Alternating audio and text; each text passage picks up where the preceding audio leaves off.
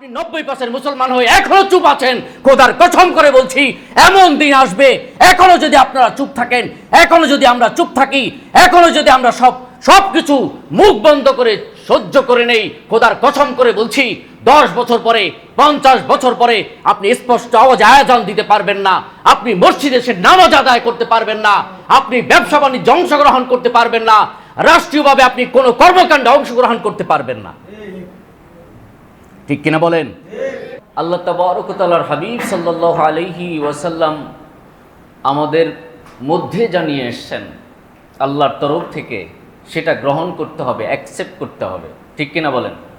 এবং নবী যেটা নিষেধ করেছেন, রাসূল আরবি সাল্লাল্লাহু আলাইহি ওয়াসাল্লাম আমাদেরকে যেটা বারণ করেছেন, সেই অভ্যাস থেকে, সেই আমল থেকে, সেই চিরাচরিত নিয়ম থেকে আমাদেরকে পরিপূর্ণভাবে বিরত থাকতে হবে। ঠিক কিনা বলেন? মা তাকুম রাসূল ফাখুযুহু ওয়া মা নাহাকুম আনহু ফান্তাহু। আল্লাহ তাবারক ওয়া তাআলার জন্য বলেছেন, নবী আমার, আপনি আপনার উম্মতদিগকে বলে দেন, যে ব্যক্তি আমি আল্লাহ তাবারক ওয়া তাআলার সন্তুষ্টি কামনা করে, সেজন্য আমি আল্লাহ তাবারক ওয়া তাআলা আপনার মাধ্যমে আমি যেটা পাঠিয়েছি সেটা যেন গ্রহণ করে, নির্দ্বিধায় সে গ্রহণ করবে। ওয়া মা নাহাকুম আনহু ফান্তাহ। আর নবী, আপনি যেটা নিষেধ করবেন, আপনি যেটা বারণ করবেন, সেটা শরীয়তে নিষিদ্ধ, সেটা হারাম, সেটা অবৈধ, সেটা সেই পথে যদি কেউ পা বাড়ায় সেটা হবে গুনাহের কাজ, অন্যায়ের কাজ। ঠিক কিনা বলে? আল্লাহ বলছেন, কারণ নবী আপনি মনোনীত, আল্লাহ তাবারক ওয়া তাআলা আল্লাহর হাবিব সাল্লাল্লাহু আলাইহি ওয়াসাল্লামকে পৃথিবীতে পাঠিয়েছেন একমাত্র রাহমাতাল লিল আলামিন হিসাবে। ওয়া মা আরসালনাকা ইল্লা রাহমাতাল লিল আলামিন। আল্লাহ বলছেন, এ নবী আমার, আমি আপনাকে বিশ্ব মানবতার মুক্তির দূত হিসাবে প্রেরণ করেছি। সুবহানাল্লাহ।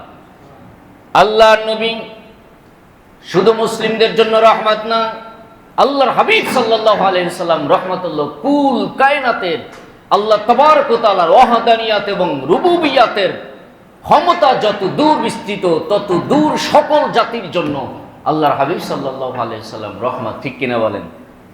জঙ্গলের পশুর জন্য নবী রহমত।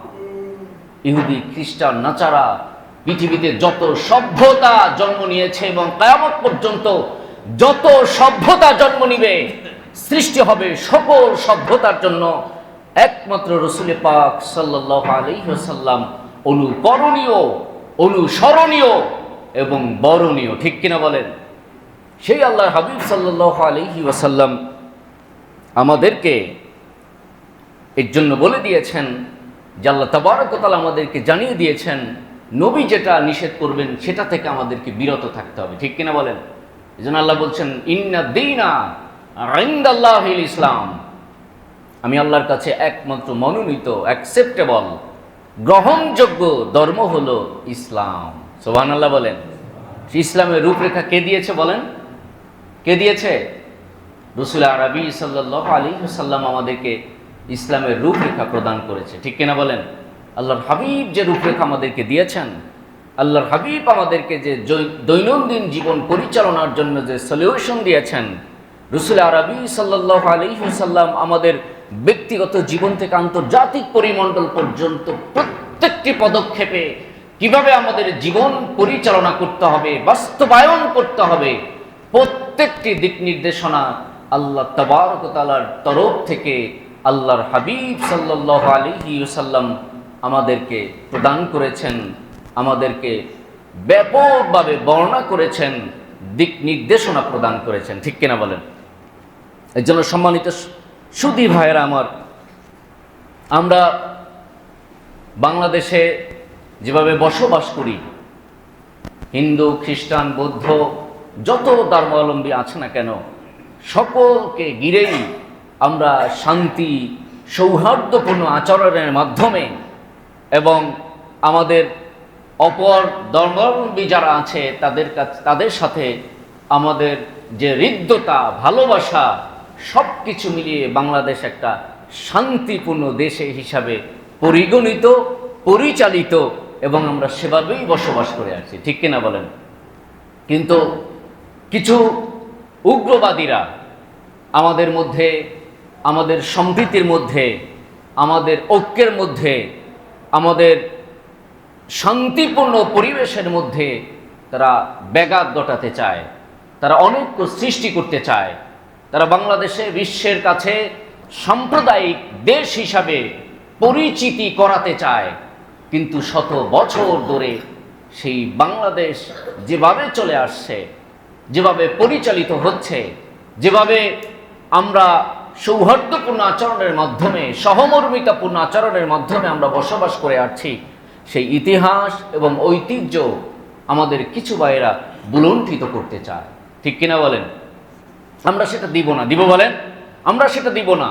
আমরা তখনই সেটা ভারসাম্যপূর্ণ আমাদের জীবন ব্যবস্থা পরিচালনা করতে পারবো। আমরা ভারসাম্যপূর্ণ আমাদের পরিবেশ পরিস্থিতিকে রাখতে পারবো যদি আমরা ১৫০০ বছর আগে আল্লাহর হাবিব সাল্লাল্লাহু আলাইহি ওয়াসাল্লামের প্রদর্শিত পথ ও নির্দেশনা আমরা পরিপূর্ণভাবে আমাদের জীবনে বাস্তবায়ন করতে পারি, ঠিক কিনা বলেন? এর জন্য সম্মানিত সুধী ভাইয়েরা আমার, আল্লাহর হাবিব ১৫০০ বছর আগে ফাতহুল বারীর ১০ম খণ্ডে ৫১৯তম পৃষ্ঠার মধ্যে হযরতে মুআয ইবনে জাবাল রাদিয়াল্লাহু তাআলা আনহু থেকে একটা দীর্ঘ হাদিস এসেছে। তিনি বলেছেন, একজন সাহাবী জিজ্ঞেস করলেন, ইয়া রাসূলুল্লাহ, প্রতিবেশীর হক কি? প্রতিবেশীর হক সম্পর্কে আপনি আমাকে অবহিত করুন। রাসূল পাক সাল্লাল্লাহু আলাইহি ওয়াসাল্লাম দীর্ঘ বর্ণনা দিয়েছেন। মুআয ইবনে জাবাল রাদিয়াল্লাহু তাআলা আনহু থেকে হাদিস বর্ণিত, ফাতহুল বারীর মধ্যে এসেছে। সাহাবী প্রশ্ন করলেন, ইয়া রাসূলুল্লাহ, প্রতিবেশীর হক সম্পর্কে আপনি আমাকে জানিয়ে দেন। আল্লাহর হাবিব সাল্লাল্লাহু আলাইহি ওয়াসাল্লাম বললেন, যদি সে তোমার কাছে ঋণ চায় তাহলে তাকে ঋণ প্রদান করবে। তোমার কাছে যদি সহযোগিতা চায় তাহলে তুমি তাকে কি করবে? সহযোগিতা করবে। সে যদি অসুস্থ হয়ে যায় তাকে সর্বাত্মক সেবা শুশ্রূষা এবং চিকিৎসা প্রদান করবে, এবং কোনো কিছুর প্রয়োজন হলে তাকে দিবে, অভাবগ্রস্ত হলে তাকে অভাব পূরণ করে দিবে। ভালো কিছু অর্জন করেছে তাকে তুমি শুভেচ্ছা প্রদান করবে, এবং যদি সে বিপদে পড়ে তখন তুমি সান্ত্বনা দিবে, তার পাশে থাকবে। কেউ যদি মৃত্যুবরণ করে তাহলে তোমার জানাজায় শরীক হবে, এমনকি তার অনুমতি ছাড়া তোমার ঘর উঁচু করবে না। কেমন উঁচু করবে না? যে তার ঘরে বাতাস ঢুকতে পারে না, এমন তুমি কখনোই করবে না। কোনো ভালো খাবার রান্না করলে তার বাড়িতে হাদিয়া স্বরূপ প্রেরণ করবে। যদি তুমি কোনো খাবার তাকে না দিতে পারো তাহলে গ্রাম ছড়িয়ে তাকে কষ্ট দিবে না। অর্থাৎ আপনার প্রতিবেশী আছে, আপনি যে তরকারি রান্না করছেন সেটা আপনি তার বাসায় পৌঁছাতে পারবেন না, কিন্তু গ্রামটা ছড়িয়ে তাকে কষ্ট দিবেন না। রাসূলের নির্দেশ। কার নির্দেশ? রাসূল আরবি সাল্লাল্লাহু আলাইহি ওয়াসাল্লাম। তবে যদি তার গরসে খাবার কিছু পৌঁছে দাও, যখন কোনো ফল কিনে তোমার বাড়িতে নেবে তখন হাদিয়া স্বরূপ তাকে কিছু ফল তার বাড়িতে পৌঁছে দিবে। বলুন সুবহানাল্লাহ। আল্লাহর হাবিব এই দীর্ঘতম হাদিসে আমাদেরকে কঠিনভাবে দিক নির্দেশনা দিয়েছেন। আমরা ছোটবেলা দেখতাম এই হাদিসের প্রমাণিক এবং রাসূল আমাদেরকে থেকে যে দিক নির্দেশনা দিয়েছেন, আমরা গ্রাম অঞ্চলে সেই আমলটা, সেই তরবিয়তটা, সেই অভ্যাসটা আমাদের মা বোনদের মধ্যে দেখতে পেতাম, ঠিক কিনা বলেন? শহর অঞ্চলে এই সংস্কৃতি, এই সভ্যতা, এই কৃষ্টি কালচার আজ উঠে গেছে বললেই চলে, ঠিক কিনা বলেন? এর জন্য আমাদের থেকে রহমত উঠে গেছে, রহমত উঠে গেছে। এর জন্য মনে রাখবেন, আল্লাহ তাবারক ওয়া তাআলা মায়েদার মধ্যে বর্ণনা করেছেন, ওয়াবুদুল্লাহ ওয়া লা তুশরিকু বিহি শাইয়্যান ওয়া বিল ওয়ালিদাইনি ইহসানা ওয়া বিযিল কুরবা ওয়াল ইয়াতামা ওয়াল মাসাকিন ওয়াল জারি জিল কুরবা ওয়াল জারিল জুনুব ওয়া সাহিবি বিল জামবি ওয়া ইবনিস সাবিল ওয়া মা মালাকাত আইমানুকুম। দীর্ঘতম বর্ণনা ফিরিস্তি আল্লাহ তাবারক ওয়া তাআলা এখানে দিয়েছেন, প্রতিবেশীর হক সম্পর্কে বর্ণনা করেছেন। মুফাসসির ইকরামগণ তিনটি স্ট্রাকচার দিয়েছেন, তিনটি স্তর প্রদান করেছেন। সেই স্তরের মধ্যে অন্যতম স্তর হলো ওয়াল জারি জিল কুরবা ওয়াল জারিল জুনুব। প্রতিবেশীর হক সম্পর্কে আল্লাহ বললেন, প্রতিবেশী হক তুমি আদায় করবে। আর হকের স্ট্রাকচার আল্লাহ তাবারক ওয়া তাআলা দিয়ে দিলেন। প্রতিবেশীর তিনটি স্ট্রাকচার আছে। একজন হলো প্রতিবেশী, প্রতিবেশী হিসাবে তোমাকে হক আদায় করতে হবে। এমন এক প্রতিবেশী আছে যে প্রতিবেশীও আছে, আত্মীয়, প্রতিবেশী আবার আত্মীয়, তার হক সবার উপরে। দ্বিতীয় স্ট্রাকচার হলো যিনি শুধু প্রতিবেশী। তৃতীয় স্ট্রাকচার হলো যিনি বিধর্মী, তোমার প্রতিবেশী, তার সকল আমানত, তার মান সম্মান ইজ্জত, সমস্ত সম্পদ এবং সমস্ত কৃষ্টি কালচার তোমাকে সংরক্ষণ করা আল্লাহ তাবারক ওয়া তাআলার তরফ থেকে তোমার উপরে ফরজ। যদি একজন বিধর্মী প্রতিবেশী থাকে, তার সকল মান সম্মান ইজ্জত, তার ধর্মের কৃষ্টি কালচার সংস্কৃতি এবং তার সম্পদ সব কিছু সংরক্ষণ করা, সব কিছু তাকে রেসপেক্ট করা, তাকে নিরাপত্তা দান করা একজন প্রতিবেশী হিসাবে, মুসলমান হিসাবে আমাদের উপরে দায়িত্বভার কে দিয়েছেন বলেন? কে দিয়েছেন? আল্লাহ তাবারক ওয়া তাআলা আমাদেরকে প্রদান করেছেন। কিন্তু স্ট্রাকচারের মধ্যে আপনাকে সীমা লঙ্ঘন করলে চলবে না, আপনাকে সীমা অতিক্রম করলে চলবে না। আপনি আপনার মুসলমান প্রতিবেশী, আবার আপনার আত্মীয় প্রতিবেশী আছে, তাকে আপনি উপেক্ষা করে আপনি বিধর্মীর সাথে আতাত করবেন, সম্পর্ক গাঢ় করবেন, তাকে বন্ধু হিসাবে গ্রহণ করবেন, তাকে আপনি সবচেয়ে বেশি প্রাধান্য দিবেন। ইসলাম সেটাকে সমর্থন করবে না, কখনোই সমর্থন করবে না। এই জন্য আল্লাহর হাবিব সাল্লাল্লাহু আলাইহি ওয়াসাল্লাম ১৫০০ বছর আগে ইরশাদ করেছেন, মান কানা ইউমিনু বিল্লাহি ওয়াল ইয়াউমিল আখিরে ফালিয়াসিল রাহিমা।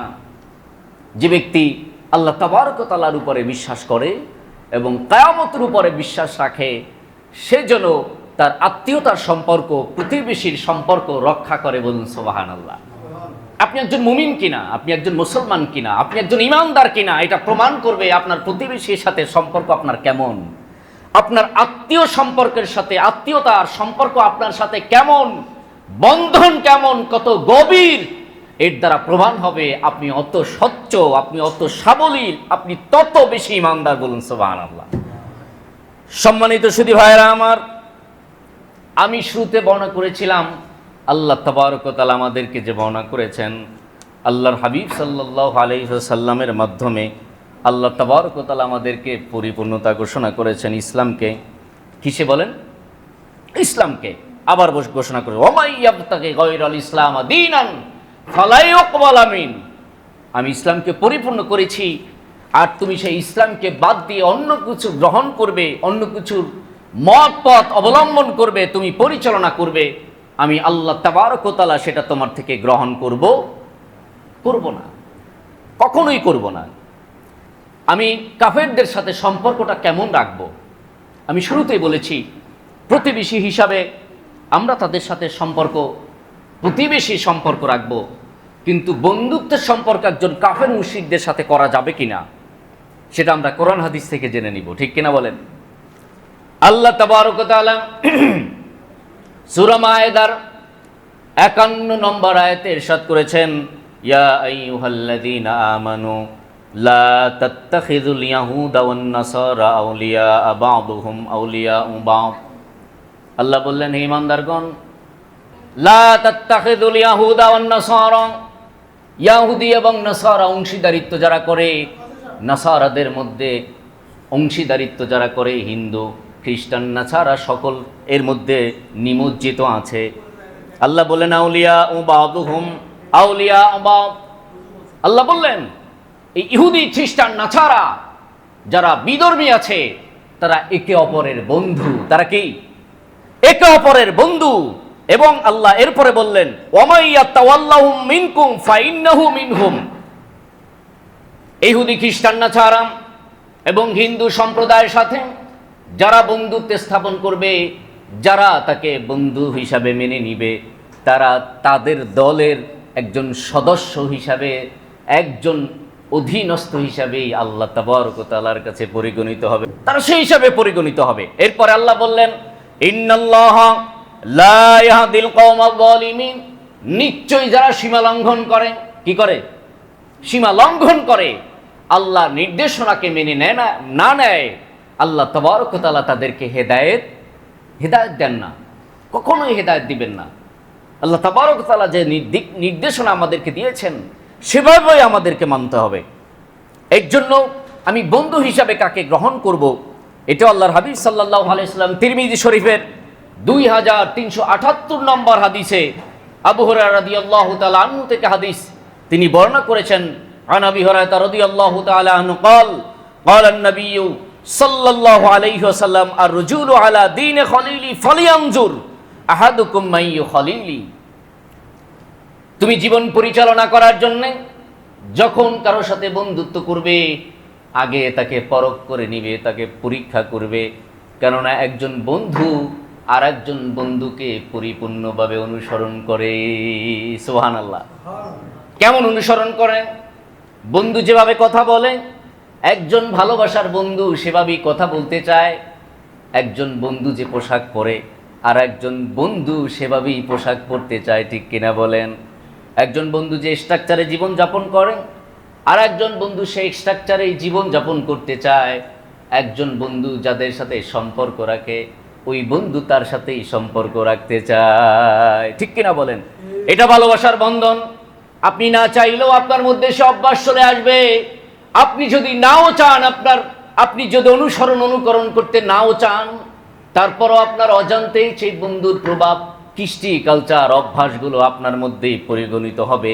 এটা আপনি না চাইলেই হবে, কারণ আপনি তাকে ভালোবাসেন, বন্ধু হিসেবে তাকে মেনে নিয়েছেন। তার দোষগুলো আপনার আর দোষ মনে হবে না, তার বদ অভ্যাসগুলো আপনার কাছে বদ অভ্যাস মনে হবে না, তার অনৈতিক যত কর্মকাণ্ড আছে কোনো কিছুই আপনার কাছে অনৈতিক মনে হবে না, কারণ আপনি তাকে ভালোবাসেন, ঠিক কিনা বলেন? এই জন্য রাসূল সাল্লাল্লাহু আলাইহি ওয়াসাল্লাম ১৫০০ বছর আগে বলেছেন, ফালিয়ানজুর আহাদুকুম মাইয়ু খলিল। যখন তুমি বন্ধুত্ব করবে অবশ্যই তার প্রতি তুমি সেটা খেয়াল রাখবে, অবশ্যই তার দিকে খেয়াল রাখবে যার সাথে তুমি বন্ধুত্ব স্থাপন করো। সম্মানিত সুধী ভাইয়েরা আমার, এর জন্য আমরা মূল টপিকে চলে আসি। বাংলাদেশে আজ থেকে আপনি যদি হিসাব করেন, এই 50 বছরের হিসাব যদি আমরা করি স্বাধীনতার পর থেকে আজ অবধি পর্যন্ত, আমাদের যত ধর্মাবলম্বী ভাইয়েরা আছেন তাদের সাথে সম্পর্কটা আমাদের কেমন ছিল, কিন্তু তারা আমাদের সাথে কেমন আচরণ করেছেন এবং তারা আমাদের সাথে কিভাবে জীবন যাপন করেছেন, এটা কিন্তু আমরা পবিত্র কোরআনুল কারীমের আয়াতে কারিমার তাফসীর থেকেই জেনে নিতে পারি। আমি শুরুতেই একটু আগে যে আয়াতে কারিমা তেলাওয়াত করেছি, ইয়া আইয়ুহাল্লাযীনা আমানু লা তাত্তাখিযুল ইয়াহুদা ওয়ান নাসারা, তোমরা ইহুদি, নাসারা, খ্রিস্টান, হিন্দু তাদেরকে বন্ধু হিসাবে পরিগণিত করবে না, কখনোই তাদেরকে বন্ধু হিসাবে গ্রহণ করবে না। এই আয়াতে কারিমার তাফসীরের মধ্যে আল্লাহ তাবারক ওয়া তাআলার হাবিব সাল্লাল্লাহু আলাইহি ওয়াসাল্লাম থেকে বিশদভাবে বর্ণনা হয়েছে। আমি আপনাদেরকে বলি যে নবী সাল্লাল্লাহু আলাইহি ওয়াসাল্লামের জামানায় মক্কার মুশরিকরা যখন সর্বাত্মক জুলুম মুসলমানদের উপরে চালাতো, মুসলমানদের নির্যাতন, নিপীড়ন এবং নির্যাতনে স্টিম রোলার যখন মুসলমানদের উপরে চালানো হয়েছে, আল্লাহ তাবারক ওয়া তাআলার হুকুমে রাসূল পাক সাল্লাল্লাহু আলাইহি ওয়াসাল্লামের নির্দেশে যখন অসংখ্য অগণিত মুসলমানরা হাবশায় হিজরত করলেন। কোথায়? হাবশায় হিজরত করলেন। সে হাবশার তখন বাদশা ছিল, বাদশা নাজাশী, সেই নাজাশীর কাছে যখন হিজরত করলেন, তখন বাদশা নাজাশী সহ তার অধীনস্থ যত কর্মচারী আছেন, সে দেশের যত মানুষ আছেন, মুসলমানদেরকে তারা সাদরে অ্যাকসেপ্ট করলেন, সম্মানের সাথে অ্যাকসেপ্ট করলেন এবং সকল মুসলমানদেরকে রাজকীয়ভাবে তাদেরকে থাকা খাওয়ার সুব্যবস্থা করে দিলেন, বলুন সুবহানাল্লাহ। কিন্তু মক্কাতুল মুকাররমা এবং মদিনাতুল মুনাওয়ারা ইহুদি, খ্রিস্টান, নাসারা যারা আছে তাদেরকে কিন্তু তাদের সেটা সহ্য হলো না। ১৫০০ বছর আগের কথা বলছি। তারা বাদশা নাজ্জাশীর কাছে প্রেরণ করলেন তাদের একটা দূত এবং চিঠি প্রেরণ করলেন। তারা বাদশা নাজ্জাশীর কাছে আবদার করলেন যে মুসলমানদেরকে যেন তাদেরকে নিরাপত্তা প্রদান না করা হয়, রাজকীয়ভাবে তাদেরকে কোনো সুযোগ সুবিধা না দেওয়া হয়, বরঞ্চ তাদের রাষ্ট্র থেকে, তাদের দেশ থেকে, তাদের অধীনস্থ থেকে তাদেরকে যেন মক্কাতুল মুকাররমায় ফিরিয়ে দেওয়া হয়। এবং এই ইহুদি খ্রিস্টানরা বলতে চাইল তাদেরকে নিরাপত্তাহীনতায় যেন তাদেরকে ভোগ করতে দেওয়া হয়, তাদেরকে ওই রাষ্ট্র থেকে বের করে দেওয়া হয়। বাদশা নাজ্জাশীর কাছে ১৫০০ বছর আগের কথা বলছি, তখন কিন্তু সেই ইহুদি, খ্রিস্টান, নাসারা, হিন্দুয়ানি ধর্মাবলম্বী যারা আছে তারা কিন্তু মুসলমানদের নিরাপত্তা থেকে বেরিয়ে দেওয়ার জন্য, তাদের রাষ্ট্র থেকে বের করে দেওয়ার জন্য তারা অ্যাপ্লিকেশন করেছিল বলেন নাউজুবিল্লাহ মিন জালিক। সম্প্রতি আপনি মনে করেন আরাকানে যখন মুসলমানদের উপরে নির্যাতন নিপীড়ন চালানো হলো, তাদের যখন তাদের নিজস্ব আবাসভূমি থেকে বের করে দেওয়া হলো, তখন কিন্তু প্রায় 10 লক্ষ আরাকান মানুষদেরকে, মুসলমানদেরকে বাংলাদেশ ঠাঁই দিয়েছে। ঠিক কিনা বলেন? পার্শ্ববর্তী রাষ্ট্র কিন্তু ঠাঁই দেয় নাই, দিয়েছে। তারা তাদের প্রহরী আরো কড়া নজরদারি করেছেন।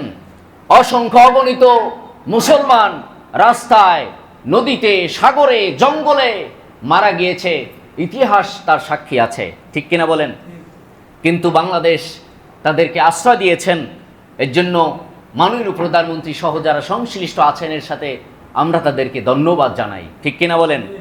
আমরা মুসলমান একটা জাতি, রসুল বলেছেন এটা তোমাদের অঙ্গ, তোমার এই শরীরে যে অঙ্গে তুমি ব্যথা অনুভব করবে, একটা অঙ্গে ব্যথা অনুভব করলে সকল শরীর যেভাবে ব্যথিত হয়, মুসলমান যে প্রান্তে থাকুক না কেন, মুসলমান নির্যাতিত, নিপীড়িত, অধিকার বঞ্চিত হলে অবশ্যই তোমার শরীরে যদি অন্তরে ব্যথা না লাগে তুমি মুসলমান হিসাবে পরিগণিত হতে পারবে না। 2020 সালে 18ই নভেম্বর রোহিঙ্গা সংকট নিরসনে জাতিসংঘে একটা অধিবেশন বসেছিল। যে এই সংকট এবং সংখ্যালঘু যারা জাতি আছেন তাদের অধিকার আদায়ের জন্য জাতিসংঘে একটা তৃতীয় অধিবেশন বসেছিল। সেই অধিবেশনে প্রায় 104টি দেশ তারা অংশগ্রহণ করেছে। এই রেজুলেশনের পক্ষে 100 যারা অনুপস্থিত ছিল তারাও কিন্তু ভোট প্রদান করেছে। মায়ানমারের মুসলমান নির্যাতিত, নিপীড়িত মুসলমানদেরকে যেন তাদের আবাসভূমিতে ফিরিয়ে দেওয়া হয়, তাদেরকে পূর্ণ অধিকার দেওয়া হয়, তাদেরকে তাদের ঘরবাড়ি যেন ফিরিয়ে দেওয়া হয়। এই সংকটের এই প্রস্তাবের উপরে 132টি দেশ তখন ভোট দিয়েছে। আলহামদুলিল্লাহ বলেন। পক্ষে ভোট দিয়েছে যে তাদের উপর নির্যাতন করা হয়েছে, নিপীড়ন করা হয়েছে, তাদের অধিকার থেকে বঞ্চিত করা হয়েছে। 132টি দেশ ভোট দিয়েছে। কিন্তু বিপক্ষে ভোট দিয়েছিল তখন 9টি দেশ এবং ভোট দানে বিরত ছিল 31টি দেশ। কতটি? 31টি দেশ। এই যারা ভোট দেওয়া থেকে বিরত ছিল, যারা বিপক্ষে ভোট দিয়েছেন, এই 9টি দেশ, তাদের মধ্যে হচ্ছে মিয়ানমার, চীন, Russia, Belarus, Cambodia, Philippines, Vietnam, Zimbabwe ও লাওস। এবং যারা ভোট দেওয়া থেকে বিরত ছিলেন 31টি দেশ, যারা ভোট দেওয়া থেকে তাদেরকে মায়ানমারে আবার তাদেরকে ফিরিয়ে দেওয়া হোক, এর যারা বিপক্ষে ছিলেন, তার মধ্যে সর্বপ্রথম যিনি ছিলেন আমাদের প্রতিবেশী দেশ ভারত, সার্কভুক্ত Nepal, Sri Lanka, Japan, Singapore, Thailand, Venezuela সহ আরও কয়েকটি দেশ। এটা আপনি প্রমাণ করেছে, এই ইতিহাস থেকে প্রমাণ যে এই মায়ানমারের ইস্যুতে যারা ভোট দেওয়া থেকে বিরত আছে এবং যারা বিরোধিতা করেছে তারা সবাই হলো ইহুদি, খ্রিস্টান, নাসারা এবং হিন্দু দেশ। ঠিক কিনা বলেন? আল্লাহ 4000 বছর আগে যেভাবে বলেছেন, লা তাত্তাখিযুল ইয়াহুদা ওয়ান নাসারা, তুমি ইহুদি, খ্রিস্টান, নাসারা, হিন্দুদেরকে কখনোই বন্ধু হিসাবে পাবে না, তাদেরকে কখনোই তুমি বন্ধু হিসাবে গ্রহণ করবে না। আল্লাহ 1500 বছর আগে বলে দিয়েছেন নবীর মাধ্যমে। 1500 বছর পর এসেও আমরা মুসলমানরা সেটা বুঝি না। ঠিক কিনা বলেন? আমরা তাদের সাথে আতাত করি, তাদের সাথেই ব্যবসার চুক্তি করি, তাদের দেশেই বেশি আমাদের আনাগোনা, তাদের সাথেই আমাদের বন্ধুত্ব, আমাদের সন্তানদেরকে উচ্চশিক্ষার জন্য তাদের দেশেই আমরা পাঠাই। ঠিক কিনা বলে? তাদের দেশে আমরা পাঠাই, তাদেরকে আরো শক্তিশালী করি, তাদেরকে আরো শক্তিশালী করি। যত তাদেরকে আমরা শক্তিশালী করি অত তারা আমাদের সম্পদ দিয়ে, আমাদের শক্তি সামর্থ্য দিয়ে, আমাদের অর্জিত সম্পদ দিয়ে আমাদের বুককে তারা ঝাঁঝা করে। ঠিক কিনা বলেন? আজকে বাংলাদেশে যত বাটা কোম্পানি আছে, ইসরায়েলি যত কোম্পানি আছে, কোকাকোলা সহ যত কোম্পানি আছে, সব কোম্পানিগুলার এজেন্ডা হলো ইসরায়েল। ঠিক কিনা বলেন? আপনি 10 টাকার একটা পণ্য তাদের থেকে ক্রয় করবেন, এই 10 টাকার 1 টাকা ইসরায়েলে চলে যায়। কোথায় চলে যায়? ইসরায়েলে চলে যায়। আপনি মুসলমান, আপনি ইশরাক পড়েন, আওয়াবিন পড়েন, তাহাজ্জুদ পড়েন, জিকির আজকার করেন, দান সাদকা করেন, 5 ওয়াক্ত নামাজ জামাতের সাথে আদায় করেন, আপনার লম্বা পাগড়ি আছে, আপনার জুব্বা আছে, আপনার দাড়ি আছে, আপনার পর্দা আছে, সব কিছু আছে, কিন্তু আপনি আপনার অর্জিত সম্পদ দিয়ে ইহুদি খ্রিস্টানদের সাথে থেকে আপনার সম্পদ দিয়ে ইহুদি এবং খ্রিস্টানরা না ছাড়া আপনার ভাইদেরকে, আপনার মুসলমানদেরকে রক্তে রঞ্জিত করে দিল, অধিকার বঞ্চিত করলো, তাদের আবাসভূমি ধ্বংস করলো।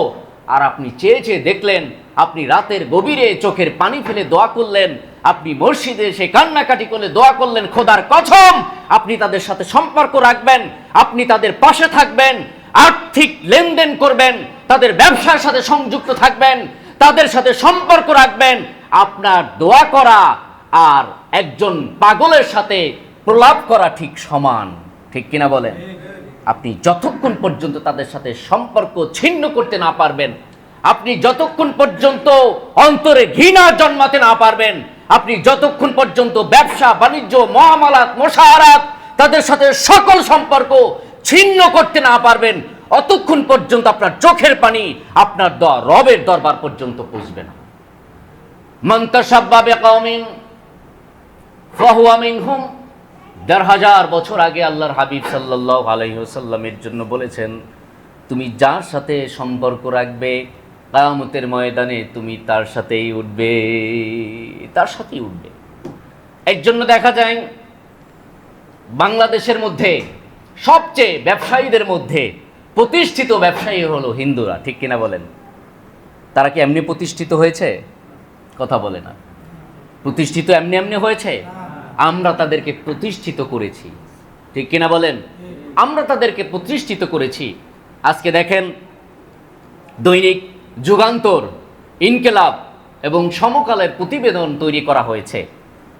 ভারতের যত দ্রব্যগুলি বিভিন্ন দেশে পাঠানো হয়, সেখান থেকে চীন থেকে, বেলারুশ থেকে, রাশিয়া থেকে ইদানিং অসংখ্য প্রায় 3 মিলিয়ন কোটি টাকার সম্পদ ভারতের মালামালগুলো আবার ভারতে ফেরত পাঠানো হয়েছে।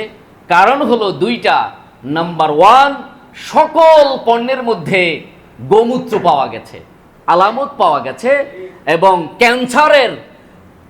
ক্যান্সারের ভাইরাসগুলো সকল পণ্যের মধ্যে বিদ্যমান। বলেন নাউজুবিল্লাহ মিন যালিক। ইলেকট্রনিক এবং প্রিন্ট মিডিয়ার মাধ্যমে আজকে এটা দিবালোকের ন্যায় সুস্পষ্ট। বাংলাদেশে আমরা যারা মিষ্টিতে আসক্ত, আমরা যারা দধিতে আসক্ত, বাংলাদেশে এই মিষ্টি জাতীয় সকল দ্রব্যাদি যাতে আমরা আসক্ত, সব কিছুর মধ্যে আজকে গোমূত্র এবং গোবর বিদ্যমান। তারা হিন্দুরা সেটা আমাদেরকে খাওয়াচ্ছে, বছরের পর বছর ধরে খাচ্ছি, বছরের পর বছর ধরে খাচ্ছি। আমরা আর মসজিদে এসে কপাল আমরা রবের দরবারে ছোঁয়াছি, ঠিক কিনা বলেন? আপনি বলেন, কোন হিন্দু আছে যে হিন্দু সকালবেলা গোমূত্রের পূজা করে না? কোথাও আপনি হিন্দু খুঁজে পাবেন না যে সকালবেলা তারা গোমূত্রের পূজা করে না, ঠিক কিনা বলেন? তাদের বাড়ি, তাদের ব্যবসা প্রতিষ্ঠান, তাদের অধীনস্থ যত সম্পদ আছে, সব সম্পদগুলোকে তারা গরুর প্রস্রাব এবং পায়খানা গুলিয়ে সকালবেলা ছিটিয়ে ছিটিয়ে সেটা পবিত্র করে। আমি আমার ছাত্র জীবনে দেখেছি, আমার অসংখ্য উস্তাদ ছিল যারা হিন্দুদের থেকে কোনো মালামাল আনলে কখনোই তারা খেতেন না, দোকান থেকে মিষ্টিজাত দ্রব্য আনলে কখনোই তারা খেতেন না। আমি সারসিনা শরীফে যখন ছিলাম, আমি সারসিনাতে যখন বিপির দায়িত্ব পালন করেছি, আমি কষ্ট করে নদীর ওপার গিয়ে 100 টাকা ভাড়া দিয়ে প্রত্যেকটা অনুষ্ঠানে, আর আমাদের এক একটা অনুষ্ঠানে 50 কেজি, 100 কেজি, 200, 250 কেজি মিষ্টি লাগতো। আমি সকল মিষ্টি হিন্দুদের দোকানে বললে তারা পাঠিয়ে দিত, কিন্তু আমরা টাকা খরচ করে 100-150 টাকার টাকা খরচ করে মুসলমানদের দোকান থেকে আমরা মিষ্টি সংগ্রহ করতাম। আপনি মনে করেন আমি সেই মিষ্টির দোকানগুলো আজকে প্রতিষ্ঠিত করে দিয়েছি, ঠিক কিনা বলেন? আমরা আমাদের অসংখ্য আলেম ওলামাদেরকে আমরা দেখেছি হিন্দুদের সাথে তাদের কমিটমেন্ট, ব্যবসার কাপড় চোপড়ের বড় বড় ব্যবসায়ীদের সাথে লেনদেন। আপনি মনে করেন আপনি কি বুকে হাত দিয়ে বলতে পারবেন একজন হিন্দু ব্যবসায়ী কোটি কোটি টাকা আপনার সাথে লেনদেন 10টা টাকা আজ অবধি পর্যন্ত আপনার মসজিদে, আপনার মাদ্রাসায়, আপনার সংস্কৃতিতে, আপনার আয়োজনে তারা ডোনেট করেছে? কথা বলেন, করেছে? করে নাই। আমরা জাতি, আমরা এমন এক জাতি, আমরা সেটা খেয়াল করি না, আমরা খেয়াল করি না।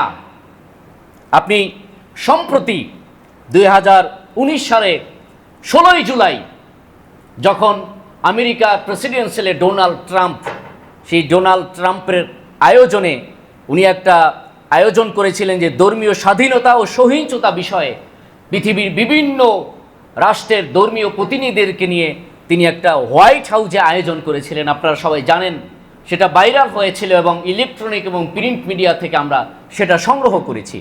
বাংলাদেশ থেকে প্রিয়া সাহা নামে এক ব্যক্তি, একজন মহিলা সেই অনুষ্ঠানে অংশগ্রহণ করেছিল। তিনি স্পষ্ট এই ডোনাল্ড ট্রাম্পের কাছে যে আবদারটা করেছিল, তিনি বলেছিলেন বাংলাদেশে প্রায় 3,70,00,000 ইহুদি, হিন্দু, বৌদ্ধ, খ্রিস্টান নিখোঁজ রয়েছে। দয়া করে আমাদের লোকজনকে সহায়তা করুন, আমরা বাংলাদেশেই থাকতে চাই। এরপর তিনি বলেন এখনো সেখানে 1,80,00,000 সংখ্যালঘু রয়েছে। আমরা আমাদের বাড়িঘর খুঁয়েছি, তারা আমাদের বাড়িঘর পুড়িয়ে দিয়েছে, তারা আমাদের ভূমি দখল করে নিয়েছে, কিন্তু এখন পর্যন্ত কোনো বিচার পায়নি। এক পর্যায়ে ডোনাল্ড ট্রাম্প নিজেই সহানুভূতিশীল স্বরূপ এই নারীর সঙ্গে হাত মিলিয়েছিলেন।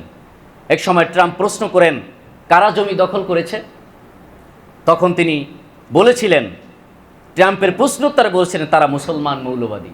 নাউজুবিল্লাহ বলেন, তারা মুসলমান মৌলবাদী এবং তারা সবসময় রাজনৈতিক আশ্রয় পায়, সবসময় পায়। নাউজুবিল্লাহ বলেন। আপনারা দেখেছিলেন কিনা? দেখেছিলেন? আমি দেখেছি। একজন মুসলমান যদি কোনো হিন্দু, খ্রিস্টান অথবা বাংলাদেশের কোনো সম্প্রদায়ের উপর আমরা কথা বলতাম, আমাদেরকে ফাঁসিতে ঝুলানো হতো বাংলাদেশে, ঠিক কিনা বলেন? কিন্তু আমেরিকা থেকে এসছে, তাকে সাংবাদিক একবার প্রশ্ন করতে পারে নাই, লিগ্যাল নোটিশ পর্যন্ত পাঠানো হয় নাই, তাকে আদালতে উপস্থিত করে যথোপযুক্ত শাস্তির ব্যবস্থা করা হয় নাই, ঠিক কিনা বলেন? বাংলাদেশের ইতিহাস, ঐতিহ্য তারা নষ্ট করেছে জাতীয় পর্যায়ে, তাদেরকে নিরাপত্তা দিয়েছে বাংলাদেশ। শতকরা 90% মুসলমানের দেশ, আমরা কিভাবে বসবাস করছি? সম্প্রতি ফরিদপুরের মধুখালীতে হিন্দু কর্তৃক বর্বরচিত হত্যাকাণ্ড হয়েছে কিনা বলেন? 4 জন শ্রমিককে তারা নির্যাতন করে, নিপীড়ন করে, অসংখ্য অগণিত মুসলমানের সামনে বসে 2 সহোদর ভাইকে পিটিয়ে পিটিয়ে তারা হত্যা করেছে। জানেন না? কথা বলেন, জানেন কিনা? জানেন না? এটা মিডিয়া আমাদেরকে জানতে দেয় না, মিডিয়া আমাদেরকে জানতে দেয় না। মিডিয়া মোড় ঘুরিয়ে দেয়, যে কোনো ইস্যুতে মোড় ঘুরিয়ে দেয়। মিডিয়া এখন আপনার আমার চক্ষুকে মোড় ঘুরিয়ে মিল্টন সমাদ্দারকে সামনে যা উপস্থাপন করেছে, ফরিদপুরের এই মধুখালীর হিন্দু কর্তৃক 2 জন মুসলমানদেরকে বর্বরচিত হামলা করে, অতর্কিতভাবে তাদেরকে নির্যাতন করে, নিপীড়ন করে, পিটিয়ে পিটিয়ে হত্যা করা বাংলার মুসলমানরা যেন দেখতে না পায়, এর জন্য আইজি বেনজিরের দিকে চোখ নিবন্ধিত করার জন্য সাংবাদিকরা উঠে পড়ে লেগেছে, ঠিক কিনা বলেন? এটা আর কিছু না, এটা একটা ষড়যন্ত্র। মিল্টন সমাদ্দার এখন কোনো ইস্যু না, ইস্যুটা হলো মধুখালীতে 4 জন নির্যাতন করা, নিপীড়ন করা, মুসলমানদেরকে হিন্দু কর্তৃক তাদেরকে জায়গায় পিটিয়ে হত্যা করা থেকে চোখ নিবন্ধিত যেন মুসলমানদের না হয়, সেদিক থেকে চোখ ফিরিয়ে মিল্টন সমাদ্দারকে দাঁড় করিয়ে দেওয়া হয়েছে, আর কিছু না। কিন্তু জাতি হিসাবে আমরা বড় হতবাগা, আমরা বুঝি না, আমরা জানতেও চাই না। আপনি কি জানেন হিন্দুরা এই 4 জন মুসলমানদেরকে ধরে যে নির্যাতন করেছে, 2 ভাইকে, সহোদর ভাইকে পিটিয়ে পিটিয়ে হত্যা করেছে, তারা 2 জন ছিল পবিত্র কোরআনুল কারীমের হাফেজ। 2 জন ছিল পবিত্র কোরআনুল কারীমের হাফেজ। সম্মানিত সুধী ভাইরা, আপনারা সেটা জেনে নেবেন। প্রিন্ট মিডিয়ায় সেটা ভিডিও, কারা নির্যাতন করেছে, কারা নিপীড়ন করেছে তা সব সুস্পষ্ট, কারা নির্যাতন করেছে। এবং পত্রিকায় ইনকিলাবে 32 জন মানুষ, 32 জনের নাম সেখানে উল্লেখ করা হয়েছে, 32 জনের নাম যারা হত্যাকাণ্ডে জড়িত ছিল। এবং ইলেকট্রনিক মিডিয়ায় সকল ভিডিওগুলো ধারণ করা হয়েছে, সেটা ছড়িয়ে দেওয়া হয়েছে, আজও অবধি পর্যন্ত তার বিচার হয়নি। যারা জড়িত আছে তাদেরকে কিন্তু এখন পর্যন্ত দরাজ হওয়ার বাইরে আছে। মাত্র 8 জনকে গ্রেপ্তার করা হয়েছে, মাত্র 8 জনকে, এবং এখন পুরস্কার ঘোষণা করা হয়। সম্মানিত সুধী ভাইরা আমার, আমি আপনাদেরকে শেষ একটা কথা বলতে চাই। এই মধুখালীতে হত্যাকাণ্ড শেষ হওয়ার পরে হিন্দু মহাজোটের রাজশাহী বিভাগের সাংগঠনিক সম্পাদক একটা ফেসবুক পোস্ট করেছে। তিনি বলেছেন, ফরিদপুরে 4টা মোল্লা খতম, সামনে আরও অনেক কিছু হতে চলছে, সনাতনীরা রেডি হও, প্রস্তুতি ফরিদপুর দিয়ে শুরু, জয় শ্রীরাম। আমরা বাংলাদেশের মুসলমান, আমরা হাত গুটিয়ে আছি। ইলেকট্রনিক প্রিন্ট মিডিয়া সে সংবাদগুলো এখন আর কাভার করে না। আপনি মনে করেন বাংলাদেশে জনসংখ্যার মধ্যে 7.95% হলো হিন্দু, 7.95%, এবং শতকরা 7.100%-এর মধ্যে 7.95% হিন্দু। কিন্তু সরকারি কর্মকর্তা বাংলাদেশে শতকরা 35% হলো হিন্দু। বলে নাউযুবিল্লাহ মিন যালিক।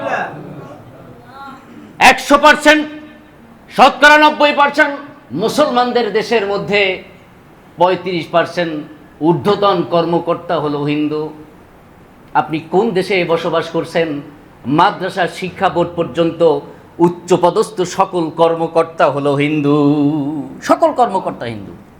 এর জন্য মাদ্রাসা সিলেবাসের মধ্যে, মাদ্রাসার বইয়ের মধ্যে ভুলে হিন্দুয়ানির পূজার পড়াশোনা, মূর্তি পূজাগুলো এসে গেছে, ভুলে আসছে। কিন্তু ভুল এমন হয় নাকি কোনো হিন্দু ধর্মাবলম্বী বইয়ের মধ্যে মুসলমানদের ঈদ, কোরবানি, শবে বরাত, শবে কদরের আলোচনাগুলো ঢুকে গেছে ভুলে? শুনছেন? এটা ভুল কেমন হয়? আপনি ভুলে দাড়ি কামান, এমন কেমন ভুল হয় যে ভুল করতে করতে দাড়ির সাথে মাথাও কামাইয়ে ফেলছেন? কথা বলে না। ভুল হয়েছে এমন? আমাদের কারো ভুল হয়েছে নি? এই যারা আমরা দাড়ি কামাই, কারো কি ভুল হয়েছে যে ভুল করে দাড়ি কামাবার সাথে সাথে আমরা একদিন মাথা কামাইয়ে ফেলছি? তাহলে এটা কেমন ভুল? ইচ্ছা করে ভুল, ঠিক কিনা বলেন? ইচ্ছা করে ভুল হয় এরকম। সম্মানিত সুধী ভাইয়েরা আমার, এর জন্য ইহুদি, খ্রিস্টান, হিন্দুয়ানিদের সাথে প্রতিবেশীর হক আদায় করা যাবে, প্রতিবেশীর সম্পর্ক রাখা যাবে, কিন্তু বন্ধু হিসাবে গ্রহণ করা যাবে না। আমি শেষ করে দিচ্ছি। আবু দাউদ শরীফের 4031 নম্বর হাদিস, আমি পূর্বে যেটা বলেছি, রাসূল বলেছেন, মান তাশাব্বাহা বিকওমিন ফাহুয়া মিনহুম, যে জাতি যার সাথে অনুসরণ করবে কিয়ামতে তার সাথে একত্রিত হবে। আপনারা জানেন বুখারী শরীফের হাদিস এবং সুনানে আবু দাউদের মধ্যে 652 নম্বর হাদিসে বলা হয়েছে, খালিফুল ইয়াহুদা ফাইন্নাহুম লা ইয়াসুমু ফিল নিআমে ওয়ালা ইউখালিফুম। ইহুদিরা যেমন জুতা এবং মুজা নিয়ে নামাজ আদায় করে, তাদের ইবাদত করে, তোমরা নামাজের ক্ষেত্রে তাদের খলেফ করবে, অর্থাৎ জুতা এবং কি বলে মুজা পরিধান না করে তোমরা নামাজ আদায় করবে। বুখারী শরীফের হাদিসের 2095 নম্বর হাদিস, হাদিসের রাবি ইবনে আব্বাস রাদিয়াল্লাহু তাআলা আনহু, আশুরার রোজার কথা বলা হয়েছে। রাসূল সাল্লাল্লাহু আলাইহি ওয়াসাল্লাম এখানে বলেছেন, খালিফু ফিল ইয়াহুদ সুমু ক্বাবলাহু ইয়াওমান ওয়া বাদাহু ইয়াওমান।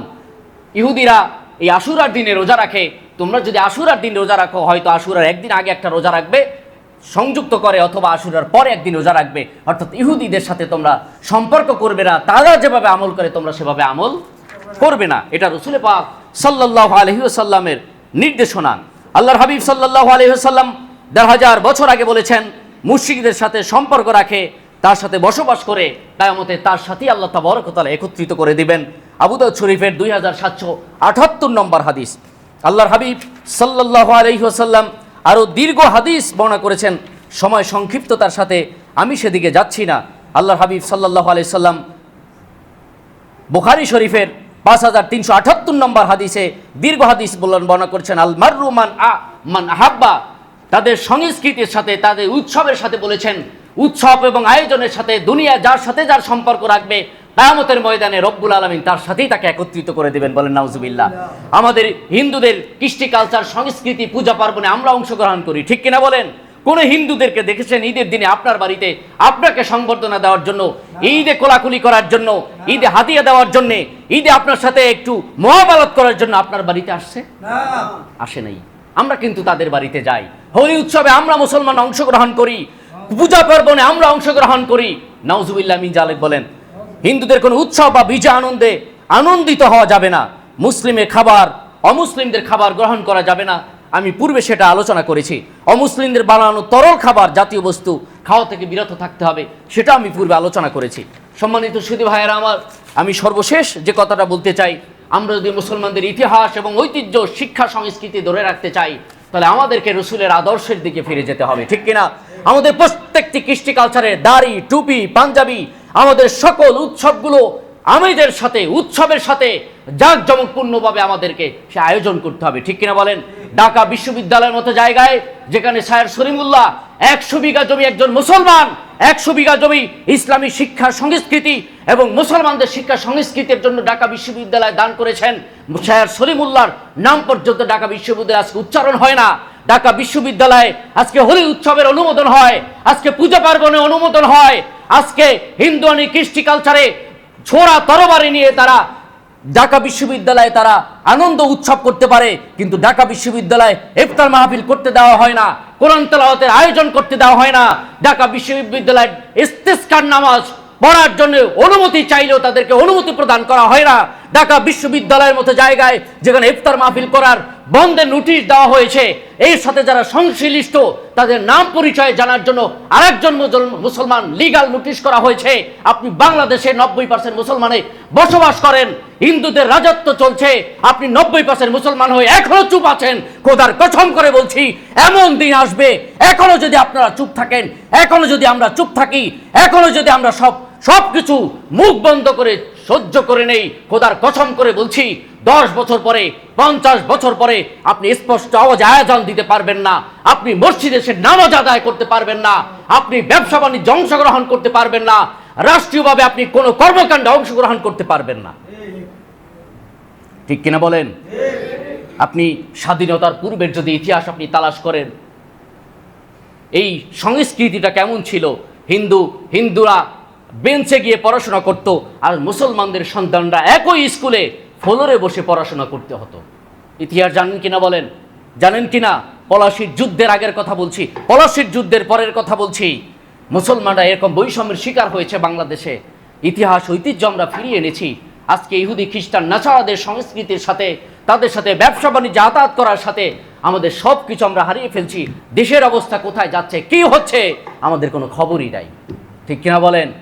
যার যার জায়গা থেকে আন্দোলন গড়ে তুলতে হবে, যার যার জায়গা থেকে, যার যার অবস্থান থেকে প্রতিরোধের আওয়াজ তুলতে হবে, যার যার অবস্থান থেকে বয়কটের আওয়াজ তুলতে হবে, ঠিক কিনা বলেন? ঠিক কিনা বলেন? আপনারা সবাই, আমরা বয়কটের আওয়াজ তুলেছি, সকল মুসলমানরা বয়কটের আওয়াজ তুলেছে। কেএফসি, কোকাকোলার ব্যবসা ধস, ঠিক কিনা বলেন? মুসলমানরা ইচ্ছা করলে পারে, আমরা ইচ্ছা করলে পারি, ঠিক কিনা বলেন?